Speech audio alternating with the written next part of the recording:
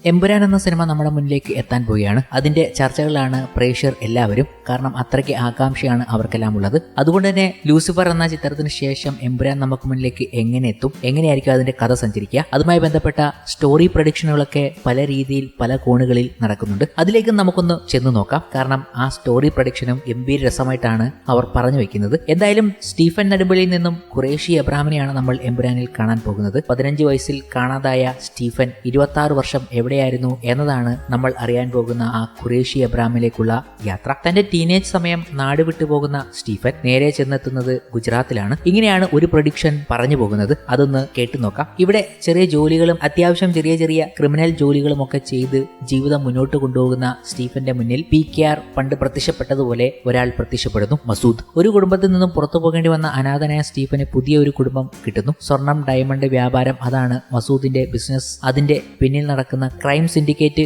കൂടെ സ്റ്റീഫൻ മസൂദിലൂടെ മനസ്സിലാക്കുന്നു. Dubai, Sharjah ഇവിടെ ആക്രി സ്വർണം വിറ്റ് സ്റ്റീഫൻ മസൂദിന്റെ ബിസിനസ് വളർത്തുന്നു. ആ കുടുംബത്തിലെ മൂത്ത കുട്ടിയായി സ്റ്റീഫൻ മാറുന്നു. അങ്ങനെ ഇരിക്കെയാണ് പോസ്റ്റ് വാർ റീകൺസ്ട്രക്ഷൻ കോൺട്രാക്ട് എടുത്ത് സ്റ്റീഫൻ അവിടെ നിന്ന് മാറി നിൽക്കുന്നത്. ഈ സമയം കൊണ്ട് തന്നെ മസൂദ് ഫാമിലി ഒരു മൊണോപ്പൊളിയായി മാറുന്നു. ഇത് കാരണം ഗുജറാത്തിൽ ഏറ്റവും വലിയ അടി കിട്ടുന്നത് മസൂദിന്റെ എതിരാളിയായ മറ്റൊരു ക്രൈം ഫാമിലിക്കാണ്, ബൽരാജ് ആൻഡ് കോ. ഒരു രക്ഷയും ഇല്ലാതെ ബൽരാജ് തീരുമാനിക്കുന്നത് മസൂദ് ഫാമിലി വേരോടെ ഇല്ലാതാവണം. എന്നാലേ മസൂദ് കാരണം അവർക്ക് നഷ്ടപ്പെട്ട പഴയ പ്രൗഢിയും ജനങ്ങളുടെ ഭയവും ബഹുമാനവും കിട്ടുകയുള്ളൂ എന്ന്. ബൽരാജിന്റെ ഭാഗ്യം പോലെ ഗുജറാത്ത് കലാപം തുടങ്ങുന്നു.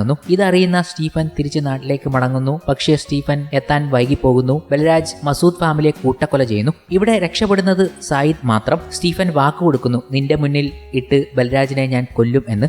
സ്റ്റീഫൻ അത് ചെയ്യുകയും ചെയ്യും. ആ കംപ്ലീറ്റ് ക്രൈം സിൻഡിക്കേറ്റ് സ്റ്റീഫൻ പിടിച്ചെടുക്കും. സായിദ് മസൂദിനെ ട്രെയിൻ ചെയ്ത് ഏഷ്യയിലെ തന്നെ മികച്ച മെർസനറി ആക്കിയെടുക്കും സ്റ്റീഫൻ. ഒരിക്കൽ ഒന്നും ചെയ്യാതെ നിസ്സഹായനായി നിന്ന പോലെ അല്ല, ഇനി നിന്റെ കണ്ണിന്റെ മുന്നിൽ നീ ഉണ്ടെങ്കിൽ ആരും മരിച്ചു വീഴരുത് എന്ന് പറഞ്ഞിട്ട് ചുരുങ്ങിയ സമയം കൊണ്ട് ഗോൾഡ്, ഡയമണ്ട്, നെക്സസ് സ്റ്റീഫൻ പിടിച്ചെടുക്കുന്നു. അങ്ങനെ ആ സിൻഡിക്കേറ്റ് വളരുന്നു. എബ്രഹാം ഖുറേഷി സിൻഡിക്കേറ്റ് ആയിട്ട് സ്റ്റീഫൻ ഇന്റർനാഷണൽ ആവുന്നു. രാജ്യങ്ങൾ വരെ അവരുടെ ചില ഔട്ട് ഓഫ് ദി ബുക്ക് കാര്യങ്ങൾ ചെയ്യാൻ ഈ സിൻഡിക്കേറ്റ് ഉപയോഗിക്കുന്നു. ഇതാണ് ഗുജറാത്ത് ഷെഡ്യൂളിൽ സംഭവിക്കുന്നത് എന്നാണ് ഈ ഒരു പ്രഡിക്ഷനിൽ പറയുന്നത്. പിന്നീട് പ്രസന്റിലേക്ക് വരുന്നു. ഖുറേഷി എബ്രഹാം ഗ്യാങ്ങിന് നിരന്തരം അറ്റാക്ക് കബൂക്ക കാർട്ടിൽ നിന്നും ഉണ്ടാകുന്നു. പക്ഷേ ഒട്ടും പ്രയാസമില്ലാതെ ആ കാർട്ടിലിനെ ഖുറേഷി എബ്രഹാം തീർക്കുന്നു. കബൂക്കയെ കൂടിയാണ് തീർക്കുന്നത്. ഇന്റർനാഷണൽ ക്രൈം സിൻഡിക്കേറ്റ്സ് എല്ലാം ഈ വിവരം ഞെട്ടലോടെ കേൾക്കുന്നു. ഖുറേഷി എബ്രഹാം ഇന്റർനാഷണൽ ബ്ലാക്ക് മാർക്കറ്റിനും അവരുടെ സിൻഡിക്കേറ്റ്സിന് എല്ലാത്തിനും തന്നെ ഒരു വെല്ലുവിളിയാകും എന്ന് മേജർ ക്രൈം ഫാമിലീസ്, ചില രാജ്യങ്ങളിലെ ഗവൺമെന്റ് വരെ ഇവരെ പേടിയോടെ കാണാൻ തുടങ്ങുന്നു. ഇതെല്ലാം അബ്രോഡിലാണ്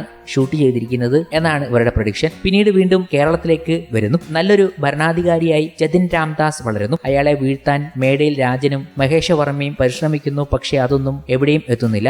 അങ്ങനെ അവർ തീരുമാനിക്കുന്നു, മൂന്നാമത്തെ വളർന്നു വരുന്ന കാവിപ്പടയെ കൂട്ടുപിടിച്ച് രാംദാസിന്റെ മകനെ ഒഴിവാക്കാമെന്ന്. ജതിൻ രാംദാസിന് സജനചന്ദ്രൻ ഒരുപാട് തവണ ബുദ്ധിമുട്ടിക്കാൻ ശ്രമിക്കുന്നു. പക്ഷേ അവിടെയൊക്കെ ആരുടെയൊക്കെയോ സഹായം കൊണ്ട്, സ്വന്തം ധൈര്യം കൊണ്ടും ജതിൻ ജയിച്ചു വരുന്നു. അങ്ങനെ മഹേഷ വർമ്മയും സജനചന്ദ്രനും കൂടി ജതിനെ അസാസിനേറ്റ് ചെയ്യാൻ പ്ലാൻ ചെയ്യുന്നു. അവർ ആകെ പേടിക്കേണ്ട സ്റ്റീഫൻ ഇപ്പോൾ എവിടെയുണ്ട് എന്ന് അറിയില്ല. ഇതാണ് അവസരമെന്ന് കരുതി ഒരു വലിയ കലാപം ഉണ്ടാക്കാനും അതിലൂടെ ജതിൻ രാംദാസിനെ ഇല്ലാതാക്കാനും അവർ തീരുമാനിക്കുന്നത്. ഒരു കാട്ടിൽ അവർക്ക് ആവശ്യമുള്ള ക്രിമിനൽസിനെ സജനചന്ദ്രൻ ഏർപ്പാടാക്കുന്നു. പക്ഷേ ഒരു ഗോസ്റ്റ് വന്നു പോകുന്നത് പോലെ ആ കാട്ടിൽ സ്റ്റീഫൻ വരുന്നു. കൂടെ സായിദ് മസൂദിന്റെ ഹിറ്റ് ഗ്രൂപ്പും. എല്ലാവരെയും സ്റ്റീഫൻ തീർക്കും. സ്റ്റീഫൻ നെടുമ്പള്ളി ആരാണെന്ന് കേരളത്തിലെ ആളുകളെ അറിയിച്ച് വീണ്ടും സ്റ്റീഫൻ കേരളത്തിൽ നിന്നും പോകുന്നു. ഫോറസ്റ്റ് ഫൈറ്റ് അടക്കം കേരള പോർഷൻ മൊത്തം ഇതാണ് സംഭവിക്കുന്നത്. പിന്നീട് ഗുജറാത്തിലേക്ക് വരുന്നു. അങ്ങനെ സായിദ് മസൂദ്, സ്റ്റീഫൻ രണ്ടുപേരും അവരുടെ പഴയ ഗുജറാത്തിലെ കൊട്ടാരത്തിലേക്ക് പോകുന്നു. അവിടെ വെച്ച് അവർ അറ്റാക്ക് ചെയ്യപ്പെടുന്നു. സായിദ് മസൂദ് വലിയ രീതിയിൽ അപകടത്തിൽപ്പെടുന്നു. മരിക്കുന്ന അവസ്ഥയിലേക്ക് വരെ എത്തുന്നു. ആ അറ്റാക്കിൽ ബാക്കി വരുന്നത് സ്റ്റീഫനും സായിദ് മസൂദിന്റെ മകനും മാത്രമാണ്. പണ്ട് തന്റെ കുടുംബത്തിന്റെ മരണം മുന്നിൽ കണ്ട് തന്റെ കയ്യിൽ പിടിച്ച് ആശ്രയം ആവശ്യപ്പെട്ട സായിദിന് ഇന്ന് പകരം അവന്റെ മകൻ എന്റെ കയ്യിൽ ആശ്രയത്തിനായി പിടിക്കുന്നു. ടീസർ ഷോട്ട് നിങ്ങൾ കണ്ടതാണല്ലോ. അവിടെ വെച്ച് അറിയുന്നു ഗ്രൂപ്പിലെ ഒരു വലിയ മെർസനറി ഗ്രൂപ്പ് ഖുറേഷി എബ്രഹാം ഗ്യാങ്ങിനെതിരെ ഒരു ഹിറ്റ് ഉണ്ടെന്ന്. അതും ഹിറ്റ് കൊടുത്തിരിക്കുന്നത് വേറെ വലിയൊരു ഗ്യാങ്ങിന്റെ ലീഡർ. സർപ്രൈസ് കാസ്റ്റിംഗ് ആണ് അത്. തന്റെ വലം കൈ ഇല്ലാതെ യുദ്ധത്തിന് തയ്യാറെടുക്കുന്ന സ്റ്റീഫൻ ഇത് ലീഡ് ചെയ്യുന്നത് L3യിലേക്കാണ്. ഒരു വാട്സപ്പ് ഗ്രൂപ്പിൽ വന്ന പ്രഡിക്ഷൻ കഥയാണ് ഇപ്പോൾ ഫേസ്ബുക്കിൽ വലിയ രീതിയിൽ പ്രചരിക്കപ്പെടുന്നത്. ഇങ്ങനെയും ഒരു പ്രഡിക്ഷൻ ആൾക്കാർ പങ്കുവെച്ചുകൊണ്ട് സിനിമാ ഗ്രൂപ്പിൽ വലിയ രീതിയിലുള്ള ചർച്ചകൾക്ക് വഴിവെച്ചിട്ടുണ്ട്. പറഞ്ഞു വരുമ്പോൾ ഏകദേശം ഇതുപോലെയൊക്കെയല്ലേ എന്ന് പലരും സംശയത്തോടെ നോക്കുകയാണ്. എന്നാൽ എങ്ങനെയാണ് വരുന്നതെന്ന് ഒന്നും പറയാൻ പറ്റത്തില്ല. ലൂസിഫർ വന്നപ്പോൾ പോലും വലിയ പ്രഡിക്ഷനുകൾ നടന്നു. ദൃശ്യത്തിന് പോലും പ്രഡിക്ഷനുകൾ നടന്നുകൊണ്ടിരിക്കുകയാണ്. പക്ഷേ പറഞ്ഞൊന്നുമല്ല സിനിമയിലെത്തിയത്. അതുപോലെ L2നും വേണ്ടിയും പ്രഡിക്ഷനുകൾ നടന്നുകൊണ്ടിരിക്കുകയാണ്. ടീസറിൽ കണ്ടതൊക്കെ വെച്ച് നോക്കിയെങ്കിൽ ഏകദേശം കഥയൊക്കെ ഇതുപോലെ ആയിരിക്കും വരാൻ സാധ്യതയെന്ന് അവർ തന്നെ പറഞ്ഞു വെക്കുകയാണ്. ടീസറിൽ നിന്നും ചുരണ്ടിയെടുത്ത കഥകൾ എന്നൊക്കെ വേണമെങ്കിൽ പറയാം. എന്നിരുന്നാലും ഈ പ്രഡിക്ഷൻ ഗംഭീരമായിട്ടുണ്ട്. ഇങ്ങനെയൊക്കെ വന്നാലും അതിഗംഭീരമായിരിക്കും. പിന്നീട് പൃഥ്വിരാജിന്റെ മേക്കിംഗ് കൂടിയാകുമ്പോൾ പിന്നെ പറയേണ്ടതില്ലല്ലോ. ഇങ്ങനെ വല്ലതുമാണെങ്കിൽ കള്ള സ്പോയിലറെ എന്ന് പറഞ്ഞാണ് പലരും ഈ ഒരു പ്രഡിക്ഷന് കമന്റുമായി എത്തിയിരിക്കുന്നത്. എന്തായാലും രസകരമായ സംഭവം തന്നെയാണ് ഓരോ ആൾക്കാർ പടച്ചുവിടുന്നത്. L3 കഥ എന്നാ പിടിച്ചോ എന്ന് പറഞ്ഞ് ബാക്കി കഥകളും പറഞ്ഞുകൊണ്ട് ഇതിന് താഴെ കമന്റുകളുമായി നിരവധി പേരാണ് എത്തിയിരിക്കുന്നത്. അങ്ങനെ രസകരമായ കഥകളും പ്രഡിക്ഷനുകളും പറഞ്ഞുകൊണ്ട് ഗ്രൂപ്പ് സംവാദങ്ങൾ കൊഴുക്കുകയാണ്.